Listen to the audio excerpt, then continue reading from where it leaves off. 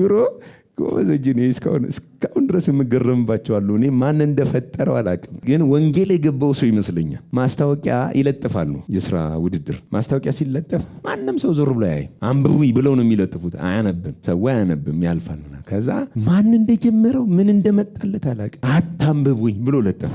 አታንብቡኝ ማስለወረ መቶ ሁሉም እያነበበ ስራውን ይወዳደራል። ግን የሚለው ምንድነው?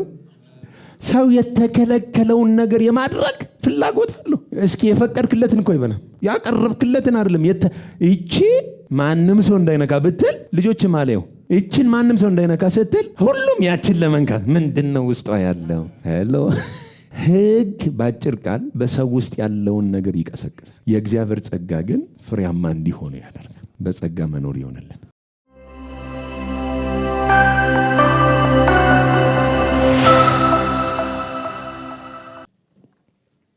ሮሜ መጽሐፍ ምዕራፍ 7ን ዛሬ ከቁጥር 7 ጀምረን እስከ 13 ድረስ ያለውን አንድ ላይ አንብበን እንጀምራለን። ከቁጥር 7 እስከ 13 አንድ ላይ እናንብበው። ጮክ ብለን ረገጥ አድርገን አንድ ላይ እናነባዋለን። 1 3 ሕግ ኃጢአት ነውን? አይደለም።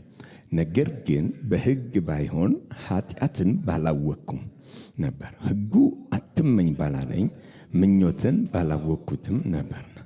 ኃጢአት ግን ምክንያት አግኝቶ ምኞትን ሁሉ በትእዛዝ ሰራብኝ። ኃጢአት ያለ ሕግ ምውት ነውና፣ እኔም ድሮ ያለ ሕግ ሕያው ነበርኩ። ትእዛዝ በመጣች ጊዜ ግን ኃጢአት ሕያው ሆነ፣ እኔም ሞትኩ። ለሕይወትም የተሰጠችውን ትእዛዝ እርሷ ለሞት ሆና አገኘዋት። ኃጢአት ምክንያት አግኝቶ በትእዛዝም አታሎኛልና በእርሷም ገድሎኛል። ስለዚህም ሕጉ ቅዱስ ነው፣ ትእዛዚቱም ቅድስትና ጻድቅ በጎም ናት። እንግዲህ በጎ የሆነው ነገር ለእኔ ሞት ሆነብኝን? አይደለም፣ ነገር ግን ኃጢአት ሆነ። ኃጢአትም በትእዛዝ ምክንያት ያለ ልክ ኃጢአተኛ ይሆን ዘንድ ኃጢአትም እንዲሆን ይገለጥ ዘንድ በጎ በሆነው ነገር ለእኔ ሞት ይሰራ ነበር። ጌታ ይባረክ። ሮሜ 7 ላይ ስንደርስ ልዩ ጥናት ጀምረን ነበር። ከ5 ጀምረን ምዕራፍ 5፣ ምዕራፍ 6፣ ምዕራፍ 7 እና ምዕራፍ 8። ምዕራፍ 5 ስለ ሁለቱ ሰዎች ይነግረናል። አንደኛው ሰው አዳም፣ ሌላኛው ሰው ደግሞ ጌታ ኢየሱስ። ስለዚህ ወይ በአዳም ነው የሚሆነው ሰው ወይ ደግሞ በክርስቶስ ነው የሚሆነው። በአንዱ በአዳም ውስጥ ያሉ ፍርድ ያለባቸው ኮነን ያለባቸው ኃጢአተኞች ናቸው። በአንዱ በኢየሱስ ክርስቶስ ውስጥ ያሉ ደግሞ ከፍርድ አምልጠዋል፣ በጸጋ ናቸው፣ በህይወት ነው የሚኖሩት። ፍርድና ኮነኔ ምን አይላቸውም፣ አይጠብቃቸውም። በአንዱ በአዳም ውስጥ ያለ ሰው ኃጢአት ይገዛዋል፣ በአንዱ በክርስቶስ ውስጥ ያለ ጸጋ ይገዛዋል። በአንዱ በአዳም ውስጥ ያለ ብልቶቹ የአመፃ የጦር ዕቃ ናቸው፣ በአንዱ በኢየሱስ ውስጥ ያለ ብልቶቹ የጽድቅ የጦር ዕቃ ናቸው። ምዕራፍ 5 በአንዱ አድርጎ ይሰፋንና ምዕራፍ 6 ላይ ደግሞ እንግዲህ በክርስቶስ ኢየሱስ ያላችሁ ሰዎች ለኃጢአት ምን ብላችኋል? ሞታችኋል። የኃጢአት ባሪያ አይደላችሁም። ኃጢአት በሕይወታችሁ ላይ አይገዛም። እናንተ ከኃጢአት ጋር በሞት ምን ብላችኋል? ተፋታችሁታል ነው የሚለን። በፍጹም በሕይወታችሁ ላይ ሊነግስ ኃጢአት አይችልም። ንጉሥ ቀይራችኋል። በአዳም እያላችሁ ኃጢአት ይገዛችሁ ነበር። አሁን ግን በክርስቶስ ስለሆናችሁ የሚገዛችሁ ጸጋው ነው። አቅማችሁ ጸጋው ነው። ንጉሥ ቀይራችኋልና ንጉሥ ደግሞ የቀየረ ሰው ንጉሥ የቀየረ ሰው የሚያስተዳድረው ንጉሱ ነው። የሚያስተዳድረው ያ ንጉሱ ስለሆነ ለአንድ ንጉሥ ባሮች ነበራችሁ ነው የሚለን። ለአሮጌው ሰው ለአዳም ባሮች በነበርን ጊዜ በኃጢአት ስር ሆነን አመፃን ማድረግ፣ እርኩሰትን ማድረግ፣ መዋሸት፣ የትኛውንም የክፋት መሳሪያ መጠቀም ለኛ ነፃ ፈቃድ ነበረን። ምክንያቱም ጽድቅ ከኛ አይጠበቅም። ንጉሳችን ማን ስለሆነ? ኃጢአት ስለሆነ። ልክ ንጉሥ ስንቀይር ደግሞ ጸጋ ሲሆን ደግሞ ከቀድሞ ባሪያ አድርጎ ሲገዛን ከነበረው ነገር ምን ብለናል? ተፋተን። የአሁኑ ንጉሳችን ደግሞ የሚወደው አለ። የጽድቅ የጦር ዕቃ አድርገን ብልቶቻችንን ለሱ እንድናቀርብ የሚያደርግ ብቃትና አቅምን ምን አድርጎልናል? ሰጥቶናል ማለት ነው። ጌታ ይባረክ። ይህን እያወራን መጥቶ ነው እንግዲህ ምዕራፍ 7 ላይ በተለይ ቁጥር 1 ጀምሮ እንግዲህ ሕግን ለሚያውቁት እናገራለሁ ይለናል። ሕግን ምን ለሚሉት ለሚያውቁ ሰዎች እናገራለሁ። ሕግ የሚገዛው ሰውን በሕይወት ሲኖር ነው ብሎ ባለፉት 2 ሳምንቶች ሮሜን ምዕራፍ 7ን አይተን ነበር። በክርስቶስ ኢየሱስ ያለ ሰው ለሕግ ምን ብሏል? ተገድሏል፣ በሕይወት የለም። ሕግ ሊገዛው ምን አይልም? አይችልም። ሕግ ስንል የሀገር ሕግ አይደለም፣ የአየር ንብረት ሕግ አይደለም፣ የመሬት የስበት ሕግ አይደለም። የእግዚአብሔር ሕግ በሙሴ በኩል ለእስራኤል ሕዝብ የተሰጠው ሕግ በክርስቶስ ኢየሱስ ላሉ ሰዎች አይሰራም። እደግመዋለሁ። ገዣቸው አይደለም፣ መተዳደሪያቸው አይደለም። ምክንያቱ ደግሞ በሞት ከዛ ሕግ ምን ስላደረጉ? ስለተፋቱ። ስለዚህ የተፋታን ሰው ሲነግረን እንግዲህ ቀድሞ አስሮ ጠፍሮ ይዞ ለነበረው ስለሞትን ከሕግ ተፈተናል። ሃሌሉያ። ምን ብለናል? ተፈተናል። ስለዚህ ለኃጢአት ብቻ ሳይሆን የሞት ነው፣ ለሕግም ሞተናል። ሄሎ። ሲጀመር አሕዛብ በሕጉ ስርም አልነበረም፣ ግን በህሊናው ቢሆን በሕግ ስለሚመላለስ የሕግን መጨረሻ ማወቅ ወሳኝነት አለው። የሮሜ ምዕራፍ 7 እንግዲህ ሕግን ለሚያውቁት እናገራለሁ ሲል በዋነኝነት ተደራሲ ያደረገው ሕግ የተሰጠውን የእስራኤልን ሕዝብ ነው። ምክንያቱም ሕግን ለማያውቁት ጉዳያቸው አይደለም ማለት ነው። አያውቁትምና ለነሱ ስለ ሕግ ማብራራት አይጠበቅበትም።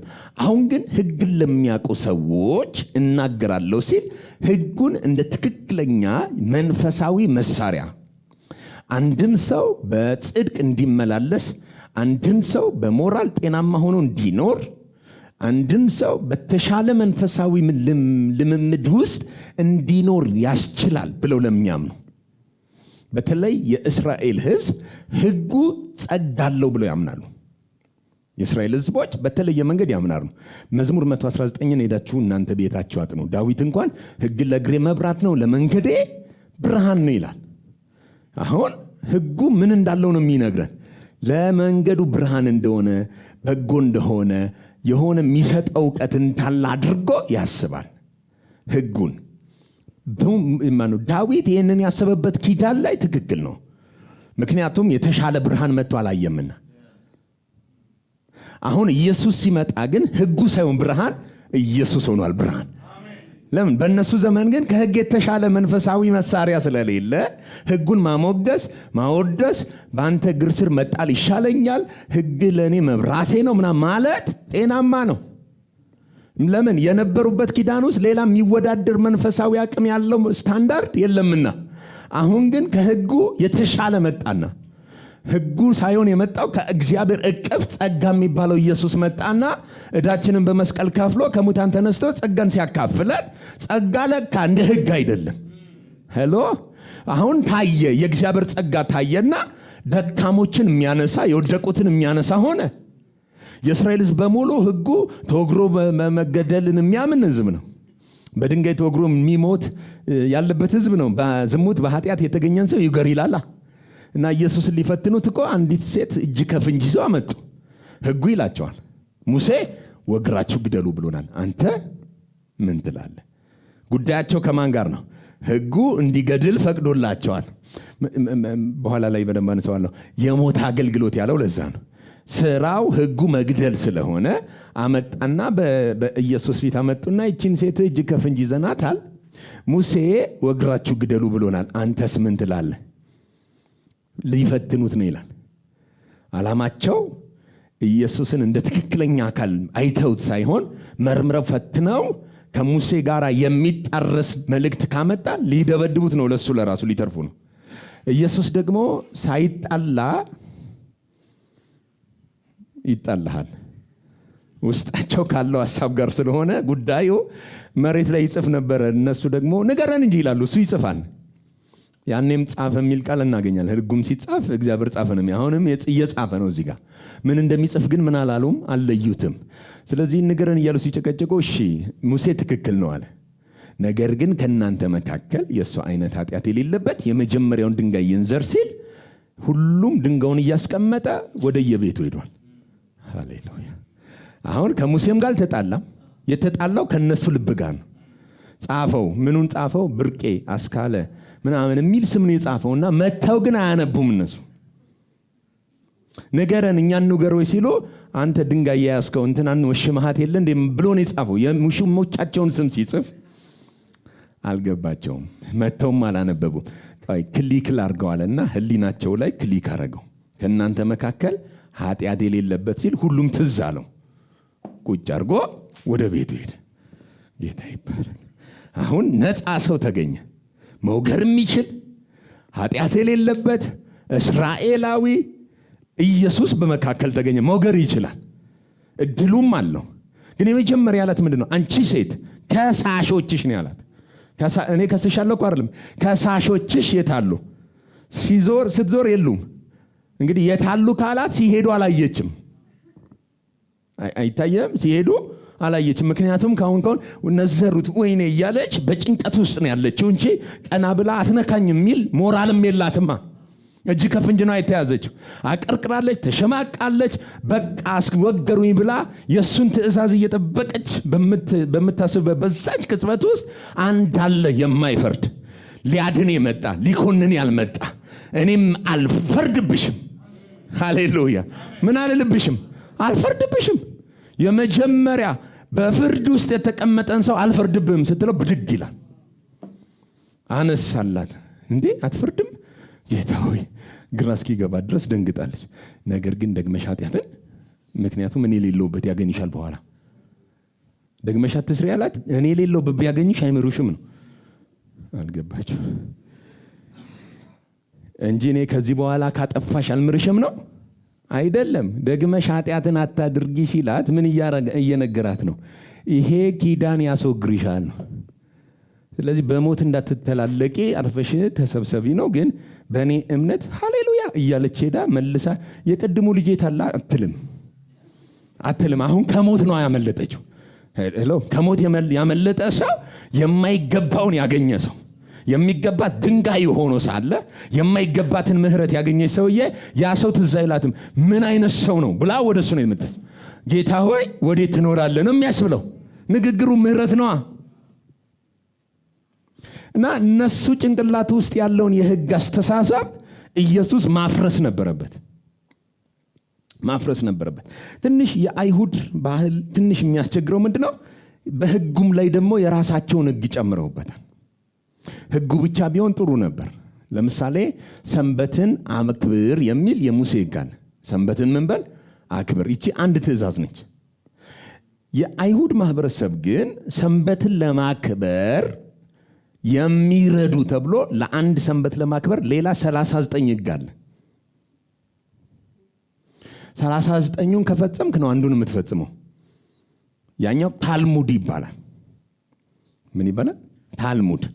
እና ለምሳሌ ወደ እግዚአብሔር መቅደስ ስትገባ እጅህን ታጠብ ይላል። እነሱ ጋር ደግሞ እግዚአብሔር ደጅ ደርሰህ አይደለም የምትታጠበው። ሰላምም ከተባባልክ፣ ብርም ከቆጠር፣ ከሰው ጋር ከተገናኘ እጅህን ታጠብ ብለው አውጀዋል። እና የዮሐንስ ደቀ መዝሙር የኢየሱስ ደቀ መዝሙር እየቀጠፉ ሲበሉ ጌታ ሆይ አሉት። ሳይታጠቡ ምን ይላሉ? ይበላሉ። አሁን መጽሐፍ ቅዱስ ላይ እኮ የለም ታጥባችሁ ብሉ የሚል በሳይንስ ነው እንጂ መጽሐፍ ቅዱስ ውስጥ የለም። ግን እነሱ ጭንቅላት ውስጥ ግን ምን አለ? ታልሙድ ያወጣው ህግ ስላለ። ለዚህ ነው እኮ የድንጋይ ጋኖች ባዶ ሆነው ሰርጉ ላይ ተገኙት። ሰርጉ ላይ የሚታደመው በሙሉ ውሃውን ታጥቦበት ጋኖቹ ባዶ ናቸው። ኢየሱስ ውሃ ሙላቸው ያለው ሰርጉ ውስጥ ሊታደም የገባው ታጥቦበት ባዶ አድርጎታል። እንደዚህ አይነት ተጨማሪ ህጎች ስላሏቸው ኢየሱስ ደግሞ ስለ ወጋችሁ ስትሉ የእግዚአብሔርን ህግ ትሽራላችኋል። ቃሉን ምን ትሉታላችሁ? ትሽሩታላችሁ። ማንን ይሽራሉ? የእግዚአብሔርን ቃል ይሽሩታል። በሙሴ የተሰጠውን ህግ ይሽሩታል። ዓላማውን ሳያውቁት ይሽሩታል። በምን? ስለ ወጋቸው ሲሉ፣ ስለ ባህላቸው ሲሉ ምንም ነገር ለማድረግ ዝግጆች ናቸው። ስለዚህ ጳውሎስ እነዚህ ህግን የምታውቁ ሰዎች በደንብ ስሙኝ ብሎ ለኛ ለአማኞች ምዕራፍ 6 ላይ ጨርሶ ቀጥታ ወደ ምዕራፍ 8 ነው የሚያሻግረን። እደግመዋለሁ። ምዕራፍ 7 ሊል ይችላል አንድ ሰው። ምዕራፍ 7 ህግን ለሚያውቅ ነው። ምዕራፍ 6 ብለህ አማኝ ወዴት ነው የሚሻገረው? ወደ ምዕራፍ 8 ነው የሚሻገረው። ምዕራፍ 5 ላይ በአንዱ አዳም ነበርክ፣ በማመን ወደ ማን ተቀይረሃል? ወደ አንዱ ኢየሱስ። ምዕራፍ 6 ላይ ለኃጢአት ሞተሃል፣ ከዚህ በኋላ የኃጢአት ባሪያ አይደለህም ይልና ምዕራፍ 7 እስከ ቁጥር 6 ድረስ ለክርስቶስ ኢየሱስ ምን ብላችኋል? በሕግ ተገድላችኋል ብሎ ይፈታንና ምዕራፍ 8 ነው የሚገባው። ምዕራፍ 8 ላይ ሲገባ እንግዲህ በክርስቶስ ኢየሱስ ላሉት የሞትና የኃጢአት ሕግ ከነሱ ተወግዶ በሕይወት መንፈስ ሕግ ውስጥ ነው የሚኖሩት ብሎ የሕይወት መንፈስ ሕግን ነው የሚነግረን። ስለዚህ እነዚህን ማስወገዱ ዓላማው ምንድን ነበር ስትሉ ምዕራፍ 7 ላይ ለሕግ ተገድላችኋል፣ ከዚህ በኋላ ታስራችሁ አትቆዩም፣ ተፈታችኋል ምናምን ሲል ሰው ጭንቅላት ላይ እያንዳንዱ የአይሁድ ማህበረሰብ ላይ የሚፈጠር ጥያቄ ነው። እንዴ ሕጉን እኮ ነው የሻረው፣ ሕጉን እኮ ነው ብለው ለጸብ እንደሚነሱ ግልጽ ነው። ስለዚህ ጳውሎስ ጥያቄ በመጠየቅ ነው የሚጀምረው። ቁጥር 7 ላይ እንግዲህ ምን እንላለን? ምን እንላለን? ሕግ ኃጢአት ነውን? ሕግ የሚባለው ኃጢአት ነውን? አይደለም። አይ ሕጉ ምን አይደለም? ኃጢአት አይደለም። አይደለም። እሺ። ነገር ግን በሕግ ባይሆን እሺ ኃጢአትን ባላወቅኩ ነበር። እሺ። ሕጉ አትመኝ ባላለ እሺ ምኞትን ባላወቅኩ ነበርና። ኦኬ። አሁን ጥያቄ ምን ብሎ ነው ያነሳው? እንግዲህ ሕጉ ኃጢአት ነው ማለት ነው? ችግር አለበት ማለት ነው? ምን እያወራህ ነው ሲሉት፣ አይደለም ሕጉ ኃጢአት አይደለም። በሕግ ካልሆነ ግን ኃጢአት አይታወቅም። ይችን በደንብ ስሙ። በእያንዳንዱ ሰው ውስጥ ያለው ኃጢአት ከጀርባው ሕግ አለ። ከእያንዳንዱ ሰው ከምታደርጉት በዕለት ተዕለት ህይወታችሁ ላይ ከምታደርጉት ነገር ጀርባ ሕግ የሚባል ነገር አለ። ሚዛኑ አንደኛ ቆሮንቶስ ምዕራፍ 15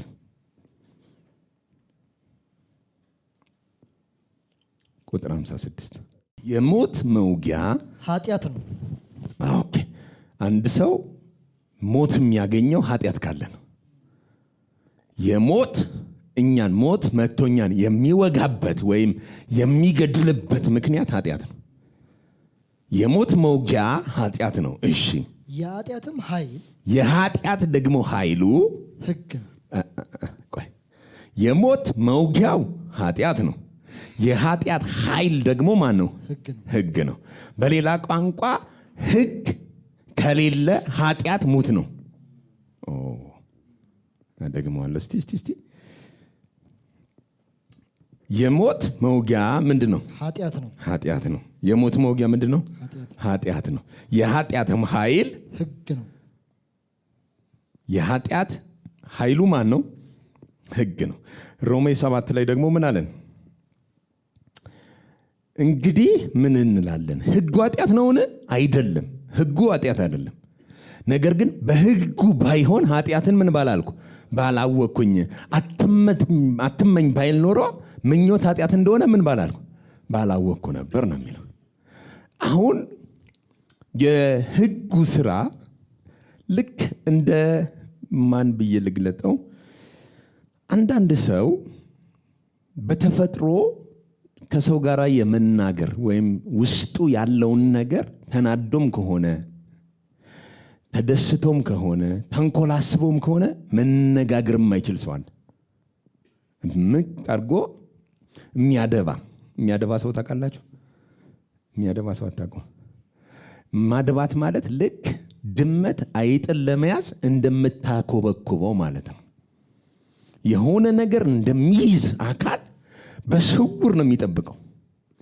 አይጦዬ የለም አለ ብላይታ ዘው ብላ ብቅ ስትል ከየት እንደመጣ ሳይታወቅ ድመት ቀጨም እንደሚያደርገው ማድባት ማለት የሚወጣውን ፈልጎ እንደተዘጋጀ አይነት አንበሳ ድመት ሬዲ የሚሆን በውስጡ ነው፣ ግን ስታገኘው አታውቀው። እና ለእንደዚህ አይነት ሰው ምንድነው የሚመከረው? ወይን ከያስተፈስከ ነው። ዝም ብለህ ታጠጣዋለህ። ከዛ ወይኑ እየተቆጣጠሩ ሲመጣ ሆዲ አባውን ብቅል ያወጣዋል ይላሉ። ይህን ተረት የሰማለህ? ይጠጣና ቀላይ ፈሪ የሆነው ሰውዬ፣ ለመናገር ድፍረት የሌለው ሰውዬ ጀግንነት ይሰማዋል። ስሜ አንቺ ማለት ይጀምራል። ጎረቤቱን ይሳደባል፣ አካባቢውን ይረብሻል። ሰውየው ሜጀርዋን ይሆናል። በቃ ከሱ ውጪ ማንንም አይፈራም። በከፍተኛ ድፍረት ምን ያደርጋል? ይናገራል።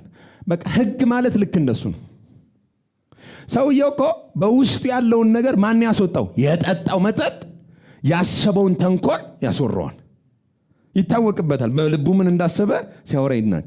ልክ እንደዛው የሰው ልጅ ከአዳም አለመታዘዝ ጀምሮ በውስጡ ኃጢአት አለ። ውስጡ ያለውን ኃጢአት ግን ምን አይልም፣ አያውቀውም። እሱም በሰላም ይኖራል፣ ሃሌሉያ ነው ይላል ዝም ብሎ። ግን ውስጡ ምን ያደረገ ነው? የሞተ ነው። ስለዚህ እግዚአብሔር በውስጡ ያለውን በሰው ውስጥ ያለውን ክፋት፣ ኃጢአት ሊገልጥበት አንተ እኮ እንዲህ ነህ ብሎ ለማሳየት ለሰው ልጅ ምንን ሰጠ? ህጉን ሰጠ። ከዛ ህጉ መጣና አትመኝ ሲል ሰውየው ከምኞት ውጪ ህይወት የለውም እንዴ ማለት ጀመረ። ለምን? አትመኝ የሚለው ኃጢአት እንደሆነ አያውቅም፣ ግን እየተመኘ ይኖር ነበር። እግዚአብሔር አመጣና ኃጢአት መሆኑን አትመኝ በሚለው ህግ ቀሰቀሰው ውስጡ። ኃጢአት ደግሞ እንዴት አድርጎ እንደሚገድልን ይፈልጋል፣ ያስባል። ምክንያቱም መለኪያ ከሌለ መስራት ስለማይችል። ስሙት ምን እንደሚል ቁጥር 8 ላይ ኃጢአት ግን ምክንያት አግኝቶ ማን? ኃጢአት ምን አገኘ? ኦኬ፣ አሁን ኃጢአት የት ነው የነበረው? በሰው ውስጥ ሆኖ ግን ምክንያት የለውም።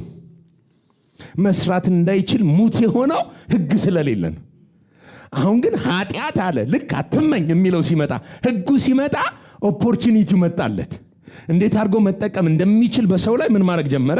እድሉን ተጠቅሞ ኃጢአትም አለን ምክንያት አግኝቶ ምኞትን ሁሉ በትእዛዝ ሰራብኝ። ኃጢአት ምንን ሁሉ? ምኞቱን ሁሉ። ምክንያትን አግኝቶ ምኞትን ሁሉ በትእዛዙ ምን አረገብኝ? ሰራብኝ። ኃጢአት ያለ ህግ ምንድን ነው? አሁን አረጋገጠልን። ኃጢአት ያለ ህግ ምንድን ነው? ኦኬ፣ ምዕራፍ 6 ቁጥር 14 አንብቡልኝ፣ ስሙት። ምዕራፍ 6 ቁጥር 14 ጳውሎስ ምን አለ? ኃጢአት አይገዛችሁምና። ኃጢአት ምን አይላችሁም? አይገዛችሁምና። ኃጢአት አይገዛችሁም። እሺ፣ ከጸጋ በታች እንጂ። ከምን በታች? ከጸጋ በታች እንጂ ከህግ በታች አይደላችሁምና። ከህግ በታች ያለን ሰው ማን ይገዛዋል? ኃጢአት። ከጸጋን በታች ያለን ሰው ምን ይገዛዋል? ጽድቅና ኢየሱስ። ስለዚህ ምዕራፍ 7 ላይ ቁጥር 8 ምን አለ? ኃጢአት ነው ምን ያገኘው? ምክንያቱን አገኘ። ምን አይነት ምክንያት? ኃጢአት አሁን መመኘት ይፈልግ ነበር፣ ምኞትን ሁሉ ማድረግ ይፈልግ ነበር። ግን እንዳያደርግ ህግ የለም፣ አትመኝ የሚል። ልክ አትመኝ ሲል ውስጥ ያለው ነገር ምን ማድረግ ጀመረ? በትእዛዝ ምን አደረጋለ? ምኞትን ሁሉ ሰራብኝ። ኃጢአት ግን ያለ ህግ ምንድን ነበር? ስለዚህ አሁን እኛ ውስጥ ያለውን ምኞት ማን ነው ያነሳሳው? ህግ ባይኖር ኖሮ ኃጢአትን መኖሩን እናቅ ነበር? አናቅም። እንደፈለገ እንኖራለን፣ ትገዳደላለ፣ የፈለግከውን ታረጋለ። የእኔ ወንድሜ ጠባቂ ነኝ እንዴ ላሽበል ምናምን እንባባላለን። ለእኛ የጽድቅ ህይወት ነው። ሁላችንም ረክሰን የቅድስና ህይወት የሌለው ህይወት እየኖርን በኃጢአት የተበከለን ማንነት እንደ ትክክለኛ እየኖር ነው። እግዚአብሔር ደስ የተሰኘ ይመስለናል፣ ግን አናቀውም። ህጉ መጥቶ ምን አለ? አትመኝ ሲል ብልቅ ማለት ጀመረች። የምኞት ትእዛዝ በሰው ላይ ምን አረገ? ሰለጠነ። ስለዚህ አሁን ህጉ ልክ እኛን አትመኝ ብሎ ሲመጣ ኃጢአት ተገለጠ። ማንን ተጠቅሞ? ህጉን ተጠቅሞ ኃጢአት የበለጠ ምን አረገ? መስራት ጀመረ። ስለዚህ ህጉ ጻድቅ ነው፣ ኃጢአተኛ አይደለም። ምክንያቱም አትመኝ ብሎ ውስጥ ያለውን የምኞት ኃጢአት ምን አደረገው? ቀሰቀሰና እንዲገነፍል አረገው፣ አወጣው ከውስጣችን። ታወቀ ማለት ነው። ጌታ ይባረክ። ምን አለ? ታወቀ። አይዟችሁ አትፍሩ። ወደ ልንሄድ ነው እያለ ነው። አንዳንድ ሰው ወደ ኢየሱስ ነው እየሄድን ያለን። በትእዛዝ ባይሆን ኖሮ ምኞት ኃጢአት እንደሆነ ምንም ባላወቅኩ እኮ አትመኝ ባይነ እና ምኞት ግን በትእዛዝ አማካኝነት ምኞትን ሁሉ ምን አደረገብኛል? ሰራብኛል። በላይ ላይ ሰራው። ትእዛዙን በሙሉ አደረገብኝ። ለካ አለ ኃጢአት ያለ ህግ ምንድን ነበር? ሞት ነበር። ምን ነበረው? ሙት ማለት ምን ማለት ነው? ኃይል የለውም፣ ጉልበት የለውም፣ መንቀሳቀስ ምን አይልም አይችልም። ህግ ሲመጣስ ኃይል አገኘ፣ ጉልበት አገኘ። ለምን? አንደኛ ቆሮንቶስ ምዕራፍ 15 ቁጥር 16 ምን አለ? የሞት መውጊያ ኃጢአት ነው፣ የኃጢአት ኃይሉ ደግሞ ማን ነው? ህግ ነው። ስለዚህ አሁን እኛ ህይወት ላይ ከባድ ኃጢአት ካለ ከባድ ህግ አለ ማለት ነው የያዝ ነው። አሎ ከሰው ልጅ ላይ ኃጢአት እንዲሰበር ካስፈለገ የሙሴ ህግ ሳይሆን መሰበክ ያለበት የክርስቶስ ወንጌል ነው። ለምን? ኃጢአትን የሰበረው ኢየሱስ ብቻ ነው። ከኢየሱስ ውጭ ኃጢአትን ያሸነፈ ስለሌለ በልባችን ውስጥ ምንም ነገር ቢከብደን ሰዎችን ይቅር ማለት፣ ማሳደድ፣ የተለያዩ ክፋቶች፣ ቅናቶች ምናምን ቢኖር እንኳን ያንን ነቅሎ ማውጣት የሚችለው የኢየሱስ ምንድን ነው? ወንጌል ብቻ ነው እንጂ ህግ ሊያስወግድልን ምን አይልም አይችልም። ቁጥር 9 ስሙት። እኔም ድሮ ያለ ህግ ሕያው ነበርኩ። እኔ ድሮ ያለ ህግ ምን ነበርኩ? ሕያው ነበርኩ። ህግ ሳይሰጠው በፊት ሰውየው ምንድን ነበር? ሕያው ነበርኩ ማለት እኔ ኖር ነበር። እኔ ነበርኩ የምኖረው። በጣም ሰላም ነበርኩኝ። እኔ ድሮ ያለ ህግ ሕያው ነበርኩኝ። እሺ ትእዛዝ በመጣች ጊዜ ግን ማን በመጣች ጊዜ? ህጉ ትእዛዙ በመጣች ጊዜ ግን ኃጢአት ሕያው ሆኖ እኔም ሞትኩ። አሁን ግልጽ አይደለም?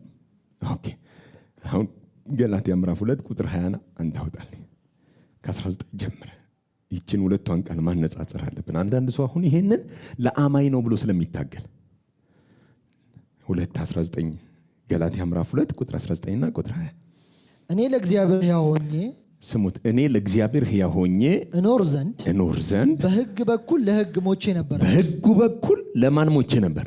ለህግ ሞቼ ነበርና። እሺ ከክርስቶስ ጋር ተሰቅያለሁ። ከማን ጋር? ከክርስቶስ ጋር ምን ብያለሁ?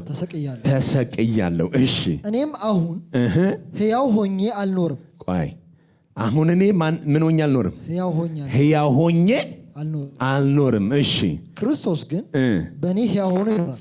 ኦኬ እኔ ሕያው ሆኜ አልኖርም፣ ክርስቶስ ግን በእኔ ሕያው ሆኖ ይኖራል። አሁን ደግሞ እዚህ ቦታ ላይ ምን አለ? እኔም ድሮ ያለ ህግ ሕያው ነበርኩኝ፣ ትእዛዝ በመጣች ጊዜ ግን ኃጢአት ሕያው ሆነ፣ እኔ ሞትኩኝ። እዛኛውም ጋር እኔ ሞቼ ኢየሱስ ነው የሚኖረው ይላል። አሁን ደግሞ እኔ ሞቼ ኃጢአት ነው የሚኖረው ይላል። ለአንድ አማኝ ነው ብለው ለሚከራከሩ ሰዎች ይሄኛው ለአዲስ ኪዳን ነው ብለው ለሚከራከሩ ሰዎች ይሄ ነው መልሴ። በአንድ ሰው ውስጥ ኢየሱስና ኃጢአት እኩል ጌታ ሆነው ይኖራሉ? አይችሉም። እኔ ድሮ ያለ ህግ ነው ያለው፣ ያለ ጸጋ እንኳን አይደለም። ስለ ጸጋም አላነሳም። ያለ ህግ ምን ነበርኩኝ? ሕያው ነበርኩኝ። ኃጢአት ቢኖርም ግን የምኖረው ማን ነኝ? እኔ ነኝ። ሕያው ነበርኩኝ። ትእዛዝ በመጣች ጊዜ ግን፣ ህግ በመጣ ጊዜ ግን ምን አረገኝ አለ? እኔን ገደለና ኃጢአት ምን ሆነ? ሕያው ሆነ። እኔ ደግሞ ምን አልኩኝ? ሞትኩኝ። እዚህ ቦታ ላይ ሕያው ሆነ የሚለውን እኔ ሞትኩኝና ኃጢአት ሪቫይቫል አስነሳ ይላል። ተባዛ፣ በላይ ላይ ተስፋፋ። እንደ ምንድን ነው ካንሰር እንደሚባዛው እየበላ እየሰፋ ሄዶ ሰውነትን እንደሚጨርስ ልክ እንደዛ ኃጢአት አለ እኔ ውስጥ ልክ ህጉ ሲመጣ ውስጤ ያለው ኃጢአት እኔን ጸጥ በል ብሎ ገደለኝና እሱ ሪቫይቭ አረገ። ሕያው ሆነ። እሱ መኖር ጀመረ በእኔ ውስጥ። እኔ ደግሞ ምን አልኩኝ? ሞትኩኛል። መቼ? ትእዛዙ ከመጣ በኋላ። እኔ ግን ድሮ ግን ያለ ህግ ሕያው ነበርኩ። ህግ በሌለበት ሕያው ነኝ፣ ሰላም ነኝ። ትእዛዙ ሲመጣስ እኔ ሞትኩኝ። እሱ ደግሞ ኃጢአት ምን ሆነ? ሕያው ሆነ። አሁን ደግሞ አዲስ ኪዳን ላይ ያለን እኔና እናንተ በክርስቶስ ያመንን ቀን ኢየሱስ መጣና ኃጢአት ሞተ፣ ኢየሱስ ሕያው ሆነ። ኦኬ ኢየሱስ የሌለውስ ሰውየው ሞቶ በውስጡ ኃጢአት ነው ሕያው የሆነው። ኢየሱስ ያለውስ ኃጢአትን ገሎለት ኢየሱስ በሱ ላይ ሕያው ሆኗል። ስለዚህ እኔና እናንተ ውስጥ ሕያው የሆነው ማን ነው? ኢየሱስ ነው እንጂ ኃጢአት አይደለም። ይሄኛውን ታዲያ ስለማን ነው እያወራ ያለው? ድሮ ነው ያለው። ከህግ በፊት ሕያው ነበርኩ። ህግ የመጣው ለማን? ለአይሁድ።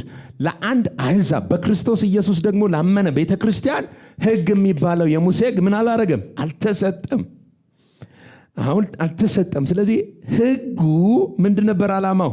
በእኛ ውስጥ ያለን የኃጢአት ጉልበት ሪቫይቫል ማስነሳትና ምን ያክል ኃጢአተኛ እንደሆነን ማሳየት። ይሄ የእንትን መለኪያ መሳሪያ አለ። ምንድን ነው? የሙቀት መሳሪያ መለኪያው ምንድን ነው? ስሙ ሜትር። እሺ የሙቀት መለኪያው ምንድነው? ቴርሞሜትር ነው ይባላል አይደል?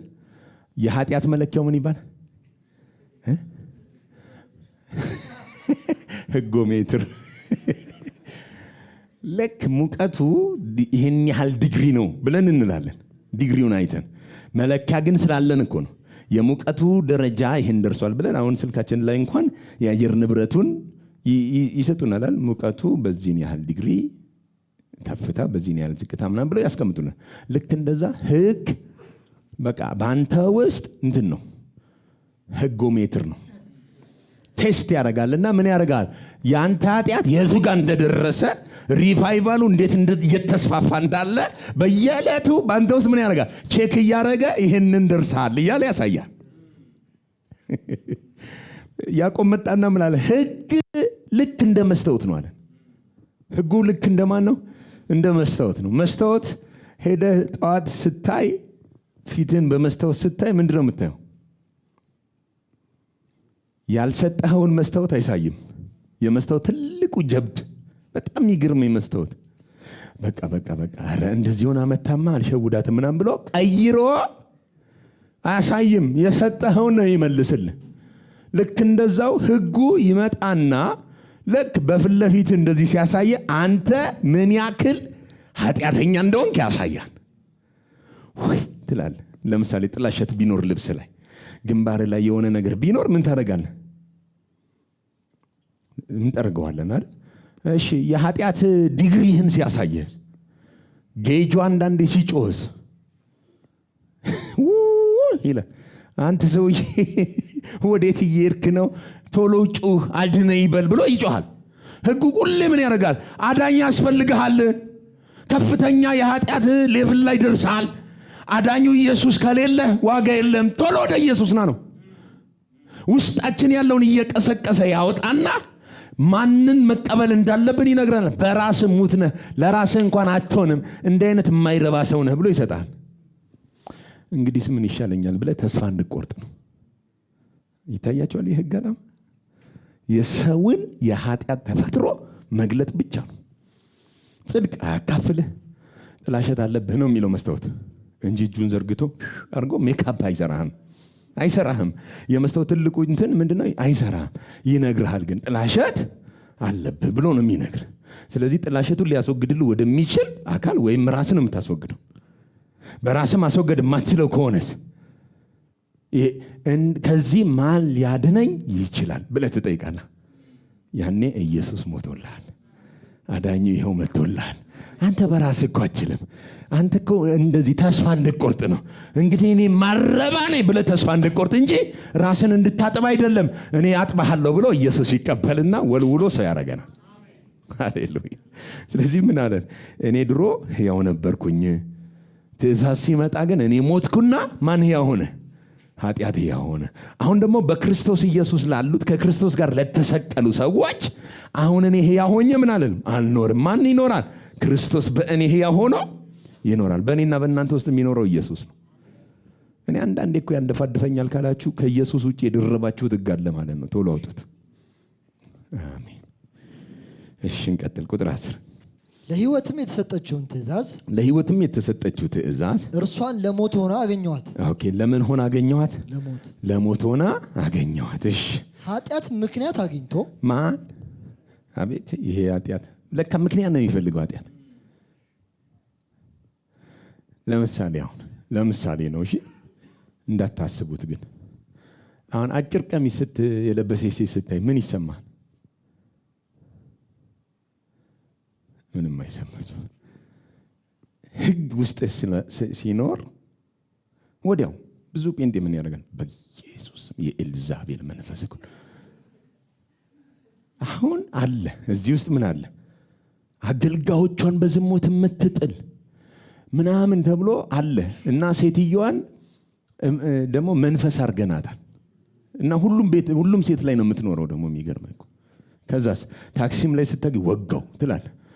የሆነ ወጋው ለምን? አንተ ነህ ያለው ህግ አለ አንተ ውስጥ።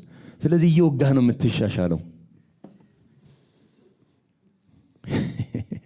እኔ አልኖርም ክርስቶስ ነው በእኔ የሚኖረው ካልክ ያንተ ማንነት ሞቶ ኢየሱስ ካንተ ጋር እየኖረ ካለ በጸጋ ውስጥ ያለ ሰው ወጋው አይልም።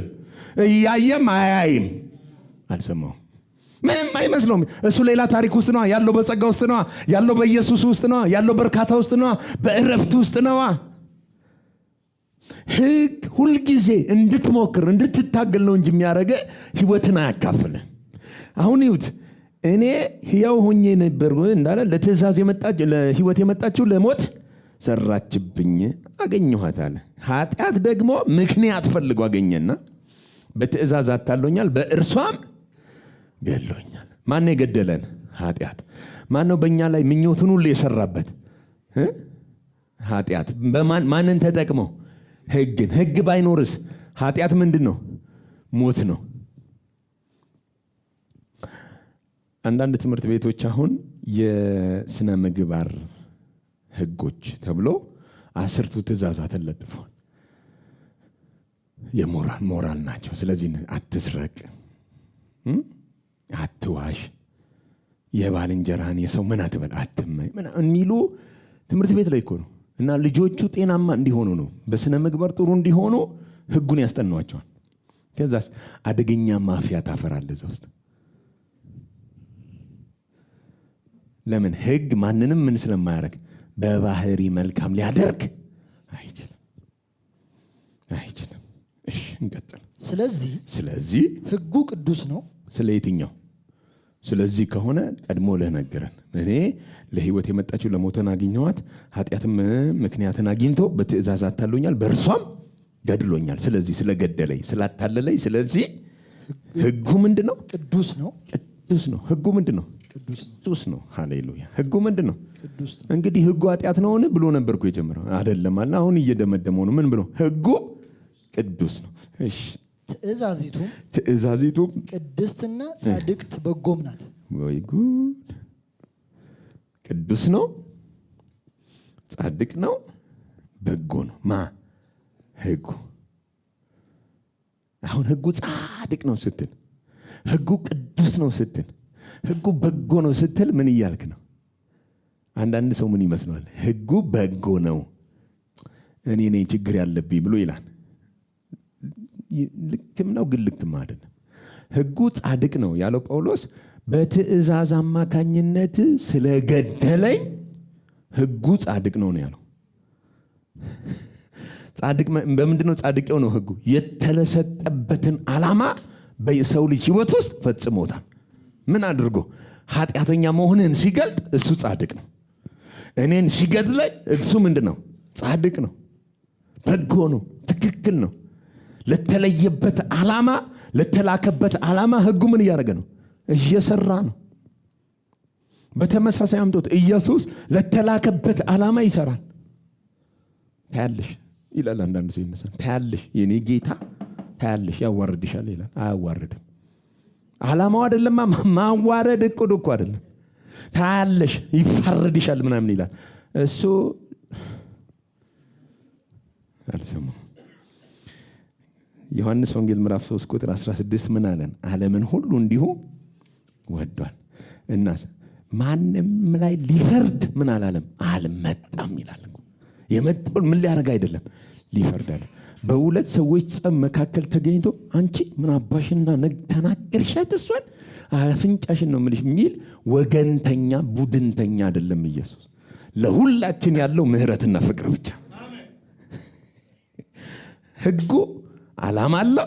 ኢየሱስም ምን አለው? ዓላማ ነው። የመጣው ኢየሱስ ምን ሊያደርግ ነው? ሊያድን ነው። ምህረት ሊያደርግ ነው። ስለ ኃጢአታችን እንዳከፍሎ የእግዚአብሔርን ፍቅር ሊገልጥልን ነው። ሕጉ ስለምንድን ነው የመጣው? አንተ ኃጢአተኛ ነህ ብሎ ሊገድለን ነው። ሕግን የምትሰጡ ለልጆቻችሁ የምታጭኑትን እያስባችሁ ስጡ። አሜን። እኛ ጋር አሁን ድሮ ልጅ ሆነን እስክሪብቶ አለቀብኝ ማለታችን አለቀብኝ አይፈቀድም። ድንገት ካለቀብህ እንኳን ያለቀውን እስክሪብቶ ማስረከብ አለብህ አዲስ እንዲወጣ። እናንተ ጋር ላልኩ እኛ ቤት ነው ያልኩ።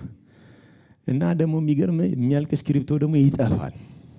ቀፎና አትመልሰውም። በጣም ነበር። ካልመለስክስ አይሰጥም፣ አይገዛልም። ስለዚህ እንዳይጠፋ ስትታገል ትጥለዋል። ህግ አለና ሁሌ ይጠፋል። ደግሞ የሚገርም አይገዛልም ተብለ ትምህርት ቤት ባዶ እጃችንን የምንሄድበት ቀን ነበር። ከዛ በስንት ጭቅጭቅ አልቅሰን ለምነን ምናምን ነው የሚገዛው። ምንድን ያልኩ እስክሪብቶ ያኔ ቢካ 10 ሳንቲም ነበር እና እሱን ያለቀውን ነው ከገነፈለብ ደግሞ እንደዚህ ገብቶ በራሱ እስክሪብቶ ትቆለመማታለን። እና በቃ ትምህርት ወዲያው ፍትፍት ብሎ ነው የሚገባን አይደል? ብዙዎቻችን ትምህርት እንድንጠላ የተደረግነው ደወይ የሚያስተምሩበት መንገድ 5 ደቂቃ 10 ደቂቃ አርፍደን ከገባን እጅን በጆሮ ያስተብሏል። ቅጣቱ ራሱ እኮ የሌለ ነው። የሌለ እኮ ነው። እንደዚህ አዘቅዝቀ 10 ደቂቃ እጅን ጆሮ ላይ አድርገህ በውስጥ እንደዚህ ትይዛለህ። ከዛ ተነስተ ነው የምትማረው ወይስ እንዴት ነው የምትሆነው? እስኪ አስቡ። አየውክ የምሬን እኮ ነው። ብዙዎቻችን ትምህርት ላይ ኢፌክቲቭ ያለውን ነው እኛን ያስተማሩና የቀጡ መስሏቸው ግን በህግ አሽቆጠቆጡ። ከፈለገ በእኔ ፔሪድ በዚህ ሳምንት እንዳገባ ይልሃል። እሱ ሲመጣ አንተ ትወጣና ውጭ ደግሞ ከውጭ ከዚች ባጣህ ደግሞ ይልሃል። ስቃይ እኮ ነው። በተለይ እነዚህ ፊዚክስ ምናምን የሚባሉ መምህሮች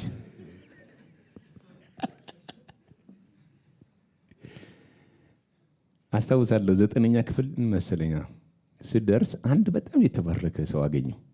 የፊዚክስ መምህር ነው እና ሄጄ አወራሁት። በቃ እስኪ እንዴት ላጥና አጠናን ዘዴ ያሳየኝ አልኩት። አሳየኝ ስለው በጣም በሚደንቃቸው 5 ደቂቃ ባልሞላ ውስጥ እንዴት ማጥናት እንዳለብኝ ሐሳብ ሰጠኝ። ሄጄ ተግባር ያረኳት። ልክ በሚቀጥለው ሳምንት አንድ ሳምንት ነው የሱን ብቻ ተግባር ያረኩት። የሚቀጥለው ሳምንት ላይ ፈተና ሲመጣ 9 ከ10 አመጣው። ከ10 ስንፈተን በቃ በራልኛ። በቃ በራልኝ። እንደዚህ ደግሞ አሉ አይን የሚከፍቱ ነገሮችን እንዴት መጠቀም እንዳለብህ ደግሞ ፍንጭ ሰጥተው ወደ ትክክለኛ ህግ ግን ቀንበር ነው። ስትረዳው ነው ሰው መስራት የሚችለው፣ ስታግዘው እንጂ ህጋን አምጥተህ እንዴት ቢደረጋል እንዴ ያደረግም እንዴ ብታረግ ከዚህ በኋላ አንገትን ነው የምቀጭ።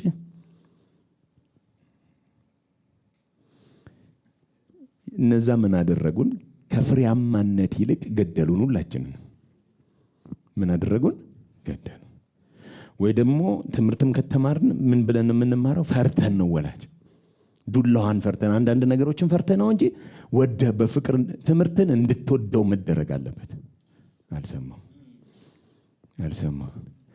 እንድትወደው ከተደረግ ተማር አትባልም። ሮጠህ ትገኛለህ። ምን ሆናችሁ ነው ዛሬ? ለምንድን ነው መምህሩ የቀረው ትጠይቃለህ አንተ ራስህ። ለምን? እንድትወደው ተደርገሃልና። ጌታ ይባረክ። ህግስ ቀንበር ነው፣ ሸክም ነው። ማንም ሊወጣው የማይችል ክፉ የሆነ የሰው ልጅ ድካም አለመቻል ሁሌ የሚገልጥ በተሰጠህ ጊዜ ደግሞ አለመቻል በአንተ ውስጥ እንዲገለጥ የሚያደርግ የእግዚአብሔር መግለጫ ወይም መሳሪያ ነው። ጻድቅ ነው፣ ቅዱስ ነው፣ በጎ ትእዛዚቱ። ለምን? ኃጢአተኛን ኃጢአተኛ ትላለች። ህግ ደስ የሚለው አይሸፍንልህም። ፊት ለፊት ያወጣና ሌባ ይላል፣ ነፍሰ ገዳይ፣ ሁሉን ምን ያደርጋል? ውጪ ነው አውጥቶ ይገኛል። ቁጥር 13 እንግዲህ በጎ የሆነው ነገር ለእኔ ሞት ሆነብኝን? አይደለም። ነገር ግን ኃጢአት ሆነ።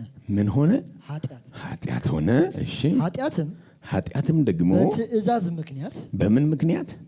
በትእዛዝ ምክንያት ያለ ልክ ኃጢአተኛ ይሆን ዘንድ። ኃጢአት ራሱ ያለ ልክ ኃጢአተኛ ይሆን ዘንድ ኃጢአትም እንደሆነ ይገለጥ ዘንድ በጎ በሆነው ነገር ላይ ለእኔ ሞትን ይሰራ ነበር። በጎ በሆነው ነገር ላይ ለእኔ ሞትን ምን ይል ነበር? ይሰራ ነበር። ኦኬ።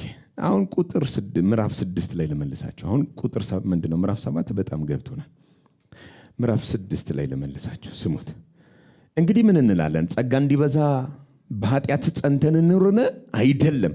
ለኃጢአት የሞትን እኛ ወደፊት እንዴት አድርገን በእርሱ እንኑር። ኦልሬዲ ለኃጢአት ምን ብለናል? ኦኬ። ምዕራፍ 7 ላይ ደግሞ ለኃጢአት ያው ሆኛለሁ ነው የሚለው። ምዕራፍ 6ስ ለኃጢአት ሞታችኋል ነው የሚለው። ሁለቱ እርስ በርስ ምን ያደርጋል? ይጋጫሉ። ቁጥር 3 ወይስ ከክርስቶስ ኢየሱስ ጋር አንድ ሆን ዘንድ የተጠመቅን ሁላችን ከሞቱ ጋር አንድ እንሆን ዘንድ እንደተጠመቅን አታውቁምን? እንግዲህ ክርስቶስ በአብ ክብር ከሙታን እንደተነሳ እኛም በአዲስ ሕይወት፣ በአሮጌ ሕይወት ሳይሆን በምን በአዲስ ሕይወት እንድንመላለስ ከሞቱ ጋር አንድ እንሆን ዘንድ በጥምቀት ከእርሱ ጋር ተቀብረናል። ሞቱን በሚመስል ሞት ከእርሱ ጋር ከተባበርን ትንሣኤውን በሚመስል ትንሣኤ ደግሞ ከእርሱ ጋር እንተባበራለን። ለማን የሞተው ኢየሱስ? ለኃጢአት። ኦኬ ተነስቷል፣ ኃጢአትን ድል አድርጎ። እንዲሁ ከእሱ ጋር ሞተን ከእሱ ጋር ደግሞ ምን እንላለን? እንነሳለን። ቁጥር 6 ከእንግዲህ ወዲህ ለኃጢአት ምን እንዳንል? እንዳንገዛ። ለኃጢአት ምን እንዳንል? እንዳንገዛ የኃጢአት ሥጋ ይሻር ዘንድ አሮጌው ሰዋችን ከእርሱ ጋር እንደተሰቀለ እናውቃለን። የሞተስ ከኃጢአቱ ኦኬ አሮጌው ሰዋችን ለኃጢአት እንዳንገዛ ምን ብሏል? ተወግዷል የሚለው። ምዕራፍ 7ስ እኔ በኃጢአት ጉዳይ ላይ አልቻልኩም፣ ኃጢአት ምን እያደረገኝ ነው? እየገደለኝ ነው ይላል። ምዕራፍ 7 በክርስቶስ ላላመኑ ነው። ምዕራፍ 6 በክርስቶስ ኢየሱስ ላላመኑ ነው። ምዕራፍ 7 ድሮ ከክርስቶስ በፊት ያለው ህይወት ነው። ምዕራፍ 8 ላይ ሲገባ ደግሞ በክርስቶስ ላሉት ይላል። በማን ላሉት? ኦኬ ምዕራፍ 7 ቁጥር 1 ምን ይላል? እንግዲህ ወንድሞቼ ሕግን ለሚያውቁት እናገራለሁ። ምዕራፍ 8ስ እንግዲህ ወዲህ በኢየሱስ ክርስቶስ ላሉት ኩነኔ። ምዕራፍ 8 በማን ላሉ ነው? ኦኬ ምዕራፍ 6 በክርስቶስ ሆነው ከክርስቶስ ጋር ለኃጢአት ምን ያሉ? የሞቱ የተቀበሩ። ምዕራፍ 8 በክርስቶስ ኢየሱስ ላሉ። ምዕራፍ 7ስ በሕግ ውስጥና ሕግን ለሚያውቁ ብቻ። አሁን ሮሜ ግልጽ ሆነች። በተለይ እቺ በጣም ትፈትናለች። ለምንድን ነው የምትፈትነው? ብዙ ሰው የሥጋ ህይወት ነው ይላል። አዲስ ኪዳንም አማኝ ነን፣ አዎ በክርስቶስ ነን። አዎ ግን ጳውሎስ ራሱ ሥጋ ምንድን ነው? ደካማ ነው ብሏል። ምን ብሏል ጳውሎስ? ሥጋ ደካማ ነው። እንግዲህ ለኃጢአት መገዛት የታወቀ ነው፣ ግልጽ ነው። ምክንያቱም እኛ ደካሞች ነን። ሁለት ስብዕና አለ ውስጣችን። አንደኛው ኃጢአትን ማድረግ የሚፈልግ፣ ሌላኛው ደግሞ ጽድቅን ማድረግ የሚፈልግ። ክርስትና ምንድን ነው? ትግል ነው፣ ሪሲሊንግ ነው። አንዳንዴ እሱን ትቦቅሰዋለህ፣ አንዳንዴ እሱ ይቦቅሳል ይላል አይደል? ያላመነን ሰው ባህሪ አምጥቼ ለምንድን ነው የምቦቅስበት? አንዳንዶቻችሁ እየተቧቀሳችሁ ያላችሁ እረፉ ይላችኋል ጌታ። ትሸነፋላችሁ። ለምን? እሱ ድል ነስቷላ። ሄሎ በክርስቶስ ኢየሱስ ላሉት አሁን ምን የለባቸው? ኩነኔ የለባቸው። ከሞትና ከኃጢአት ሕግ የክርስቶስ ኢየሱስ የሕይወት መንፈስ ሕግ ምን ብሏቸዋል? አርነት አውጥቷቸዋል። ስለዚህ በክርስቶስ የሌሉትስ ውስጣቸው የኃጢአት ሕግ አለ፣ የሞት ሕግ አለ፣ በብልቶቻቸው የሚሰራ አመፅ አለ። በክርስቶስ አይደሉማ። በክርስቶስ ኢየሱስ ላሉትስ የሕይወት መንፈስ ሕግ ነው ያለው። የሞት ሕግ የለም፣ የኃጢአት ሕግ የለም፣ የሚያታግልህ የለም። ጌታ ይባረክ። ስለዚህ በክርስቶስ ኢየሱስ ያለውን ፍሬ ለማፍራት በአንተ ውስጥ የሚሰራ የሕይወት መንፈስ ሕግ አለ። ኦኬ በምዕራፍ 6 ላይ ከእንግዲህ ወዲህ ለኃጢአት እንዳትገዛ አሮጌው ሰው ምን ብሏል? ከክርስቶስ ጋር ተሰቅሏል። አንተ ራስህ በኃጢአት መንደር የለህም፣ ንጉሥ ቀይረሃል። በክርስቶስ ኢየሱስ ነው ያለው። በክርስቶስ ያሉት ደግሞ ምንድን ነው የሚገዛቸው? የሕይወት መንፈስ። ምዕራፍ 7 ታዲያ ከማን ጋር ነው የሚያታግለው ካላችሁ፣ በሕጉ መመላለስ አለብን ለሚሉ ሰዎች የሕጉን ዓላማ አታውቁም ወይ ብሎ ነው እየተከራከረ ያለው። ሕግ የምታውቁ ልንገራችሁ። ሕግ እኮ አንድን ሰው በሕይወት የሚገዛው በሕይወት እስካለ ድረስ ነው። ሕጉ የሚገዛው በሕይወት ያለ ነው። እናንተ ደግሞ በክርስቶስ ሥጋ ለሕግ ምን ብላችኋል? ተገርላችኋል። በሌላ ቋንቋ ምርጫው 2 ነው እያለ ነው። አንደኛው ሞቻለሁ ብሎ ማረፍ፣ ሌላኛው ደግሞ አይ እሰራለሁ ብሎ መታገል። እሰራለሁ ብሎ የሚታገሉ ኮንሲኩዌንሱን ነገረን። በቃ በእኛ ውስጥ የሚሰራ ምን አለ አለ? ኃጢአት። ኦፖርቹኒቲ የሚጠቀመው በሕግ ማን ነው? ኃጢአት። ኢየሱስ መቼም በሕጉ ኦፖርቹኒቲ አይጠቀምም። በእኛ ውስጥ የሚጠቀመው ኦፖርቹኒቲ ማን ነው? ጸጋ። ጸጋ ግን ጽድቅን ተጠቅሞ በጽድቅ አማካኝነት ጸጋ ይመጣና ምን ያደርጋል? በሕይወት እንድንነግስ ያደርገናል። ሞትኛ ላይ እንዳይነግስ ያደርገናል። ስለዚህ ሕጉ ጻድቅ ነው፣ ቅዱስ ነው፣ ትእዛዚቱም በጎ ናት። በምን ምክንያት? በሰው ውስጥ ያለውን ኃጢአት ምን በማድረገው? በመግለጥ። ሆድ ያባውን ብቅል ያወጣው እንደሚባለው ወይኗ ያንን ሰውዬ ያሴረውን ሴራ እንደምታስለፈልፈው እኛ እኮ ልንገለው አስበናል ሊል ይችላል። ጠጥቶ ነው ግን በሰላሙ ጊዜ እንትን ያደረጉትን እኛማ እንዴ እሱንማ ሳላጠፋ አልተኛም ሲል ታገኘዋል። ወይ የዛኑ ቀን ማታ ልግጠመው ሊል ይችላል። ማን የቀሰቀሰን ያወጣው? አንዳንድ ሚስጥሮችን የሚያወጡት ምንድን ናቸው?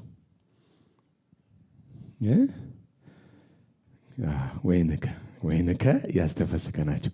በሰው ልብ ውስጥ ያለውን ክፋት የሚገልጠው ማን ነው? ሕግ። ጸጋ ምንድን ነው የሚያደርገው? በእናንተ ውስጥ ሆኖ መኖር የምትችሉበትን ኃይል ያካፍላቸዋል። ሕግስ ከእናንተ ውጭ ሆኖ እንዲያደርግ ብሎ ጣት ይጠቁማል።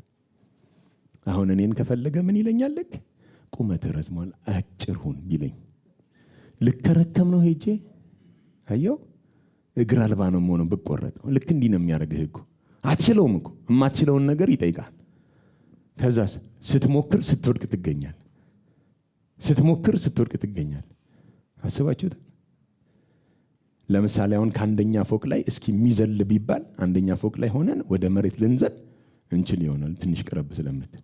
ከዚህ ከአምስተኛስ ላይ አየህ መለኪያው ከፍ ካለ ምን አትልም አትዘለውም። ከዘለልክ ግን የት ነው የምንገናኘው? ድንገት ከሰባተኛ እስከሆነ እየዘፈንክ ነው የምትወርደው። ቻው ቻው ሲኞር ምናምን ብለህ ገባሁኝ እንግዲህ ሀገር ብለህ ትሄዳለህ። ለምን? ከፍ ስላለ እንትኑ ስትጨርሰው በህይወት አትገኝም፣ ትሞታለህ። ልክ እንደዛ ሕጉ ከፍ ያለው የእግዚአብሔር ስታንዳርድ ከፍ ያለው ጽድቅ ነው። ስለዚህም ያንን መሞከር ነው የሌለብህ። አልችልም አንተው ራስህ እንደ ፍጥርጥረህ አርገኝ ስትል ጨርሶ አለውልህ ብሎ ያቅፈናል። በክርስቶስ ኢየሱስ ባለው በህይወት መንፈስክ መኖር ይሆንልን። መታገል ከህይወታችን ይነሳ። በተለይ በአንድ ማንነት ውስጥ ሁለት አይነት ፍሪክሽን ከህይወታችሁ ማውጣት። ለምሳሌ አሁን ሕጉ አትስረቅ አትመንዝር ምናምን የሚለው እኮ አይደለም። እስኪ አምጡት መንፈሳዊ ህይወታችሁ ላይ ማንበባውን ሕግ ሆኖባል። ቃሉን መጸለይ ሕግ የሆነበት ሰው አይጸልይም። ወንድሜ ካልጸለይክ ምኑን ክርስትና ነው? አንተ እኔ አልችልም። በእኔ ግን መጸለይ የሚችል ጸጋን እግዚአብሔር ጸጋ እኔ አልችልም። አንተ ምን በለኝ እንደ ወደድክ አቅምህን ስጠኝ። በእኔ ውስጥ ሆነ ጸልይ። ልክ ስንፈቅድለት የእግዚአብሔር ጸጋ በእኛ ውስጥ መስራት ይችላል። ይሄ ነገር ሕግ ነው ካልነስ ያንን ለማድረግ ስንታገል ፌል ስንታገል አይታችኋል። ድሮ ምን እናደርግ ነበረ? ጌታ ይችን ብቻ የዛሬን ብቻ ሁለተኛ ምን አይለኝም። ከዛስ እዛው ነን። ሁለተኛ እኮ ብለናል፣ ግን እዛው ነን። እንዴ የገጠመው አንድስ እንኳ ሁልሽም እስኪ አሁን መንገድ ላይ ስትሄድ መሽናት ክልክል ነው የሚል ስታገኝ ምን ይመጣል? ምን ሽንት ይመጣል። መሽናት ምን ስለሆነ? ክልክል ስለሆነ። ሕጉ ባይኖርስ? ሌላ መንገድ ላይ እኮ በሰላም እየመጣ ነው። ዘና ብለህ እየመጣ ድንገት ታነባለህ። መሽና ክልክል ነው ሲባል ሽንት ትዝ ይላል፣ ሽንትም ይመጣል። አንዳንዶች ደግሞ ከፍ አድርገው መሽናት 50 ብር ያስቀጣል ይላል። እንደሱ ሲሆን ደግሞ እዛው ሽና ድሮ ጎበዞች እኔ እስካሁን ድረስ የምገረምባቸዋለሁ። እኔ ማን እንደፈጠረው አላውቅም፣ ግን ወንጌል የገባው ሰው ይመስለኛል። ማስታወቂያ ይለጥፋሉ። የስራ ውድድር ማስታወቂያ ሲለጠፍ ማንም ሰው ዞር ብሎ አያይም። አንብቡ ብለው ነው የሚለጥፉት። አያነብም ሰው አያነብም፣ ያልፋል። ከዛ ማን እንደጀመረው ምን እንደመጣለት አላውቅም። አታንብቡኝ ብሎ ለጠፈ። አታንብቡኝ ማስለወረ ብሎ መጥቶ ሁሉም እያነበበ ስራውን ይወዳደራል። ግን የሚለው ምንድን ነው? ሰው የተከለከለውን ነገር የማድረግ ፍላጎት አለው። እስኪ የፈቀድክለትን እኮ ይበላል። ሄሎ ያቀረብክለትን አይደለም። ይቺ ማንም ሰው እንዳይነካ ብትል ልጆች ማለየው ይቺን ማንም ሰው እንዳይነካ ስትል ሁሉም ያችን ለመንካት ምንድነው ውስጧ ያለው? ሄሎ ሕግ ባጭር ቃል በሰው ውስጥ ያለውን ነገር ይቀሰቅሳል። የእግዚአብሔር ጸጋ ግን ፍሬያማ እንዲሆኑ ያደርጋል። በጸጋ መኖር ይሆንልን።